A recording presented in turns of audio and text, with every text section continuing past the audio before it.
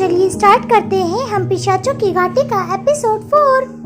जैसा कि हमने पिछले वाले एपिसोड में देखा था, रागिनी को वो इंसान दिखा था जिसकी वजह से उसके मॉम डैड की डेथ हुई थी। रागिनी कहती है ऐसा कैसे हो सकता है, इसे देखकर तो ऐसा लग रहा है कि पिछले 15 सालों में इसकी उम्र एक भी दिन नहीं बढ़ी है।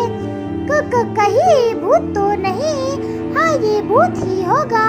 और चिल्लाती है यही आवाज इंस्पेक्टर भूमिका सुन लेती है। इंस्पेक्टर भूमिका कहती है ये तो किसी लड़के के चीखने की आवाज है पांडे जी, जल्दी चलिए वरना हमें एक और लाश मिलेगी। तभी वो आदमी जो रागिनी को दिखा होता है वो कहता है कोई इसी ओर आ रहा है। इतने में पांडे जी वहाँ पहुँच जाते हैं और कहते हैं मैडम ये तो जिंदा है। इंस्पेक्टर भूमिका कहती है हाँ पांडे जी, दिख गया मुझे भी। कौन हो तुम और यहाँ जंगल में अकेले क्या कर रही हो? रागिनी कहती है मैं तो बस घूमने इस जंगल में घूम रही थी। सामने ये हवेली दिखी तो सोचा कि अंदर जाकर देखूं, लेकिन तभी ये इंसान अचानक से मेरे पीछे आ गया और मुझे रोकने लगा। इंस्पेक्टर भूमिका कहती है कौन इंसान? यहाँ तो कोई भी नहीं है। रागिनी पलट कर देखती है और कहती है क्या वो यही तो था?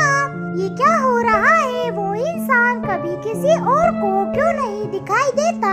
पांडे जी कहते हैं लगता है आप यहाँ नहीं है, वरना आपको मालूम होता कि सूरज ढलने के बाद जंगल में नहीं आना चाहिए। यहाँ बहुत सारे जंगली जानवर घूमते हैं और ये हवेली हम गाँव वाले इसे काली हवेली कहते हैं। ये इतनी पुरानी है कि इसकी छतें और दीवारें अपने आप टूटकर गिरते रहते हैं, इसलिए सरकार ने यहाँ आने पर रोक लगा रखी है। इंस्पेक्टर भूमिका रागिनी से कहती है चलिए रात हो गई है, हम आपको घर तक छोड़ आते हैं। घर के अंदर देव कहता है ये मैं क्या सुन रहा हूँ? रागिनी तुम अकेले जंगल में गई थी, कम से कम चाची से पूछ लिया होता, वो तुम्हें बता देती कि अंधेरा होने के बाद बाहर निकलना सेफ नहीं।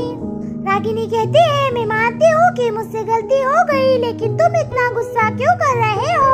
मैं वापस आ गई ना। देव कहता है गुस्सा होने वाली बात ही है, तुम बात को सीरियस ही नहीं ले रही। रागिनी कहती है मैं समझ तो गई, अब कैसे सीरियस लूं? ऐसा बोलो ना कि तुम्हें जबरदस्ती गुस्सा करना है।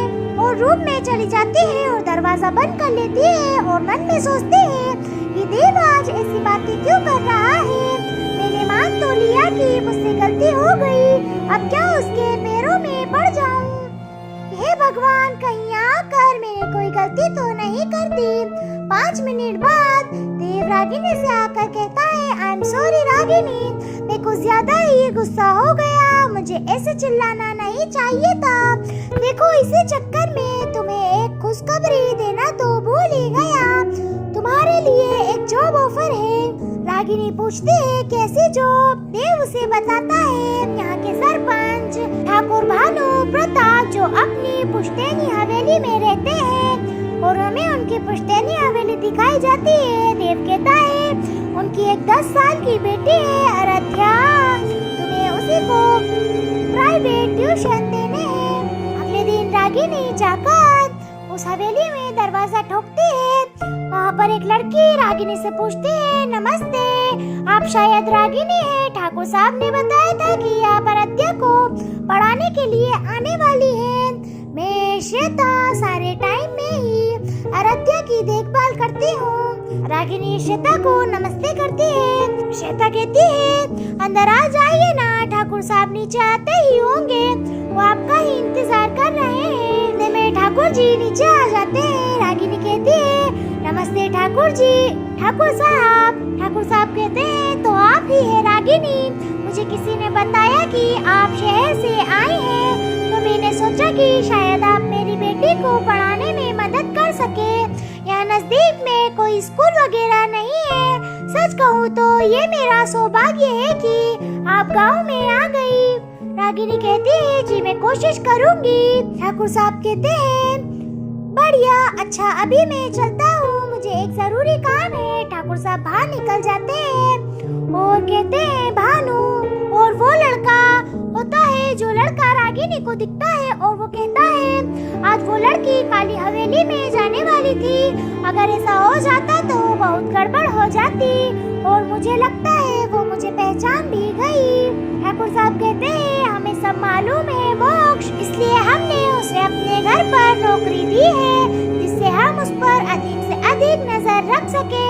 उस लड़की को मालूम नहीं कि वो कौन है और ना ही हम उसे बता सकते हैं। बात बहुत आगे बढ़ गई है, लगता है इस लड़ाई में कूदने का समय आ चुका है। फिर हमें वो शैतान का पुजारी दिखाया जाता है, उसके बाद हमें ठाकुर साहब दिखाए जाते हैं, फिर रागिनी, फिर देव और फिर मोक्ष। आखिर क्या चल रहा है घाटी के उस छोटे से गांव में? कौन है ये मोक्ष? क्या वो सच में सिर्फ रागिनी को ही दिखाई देता है? जानने के लिए देखते रहिए।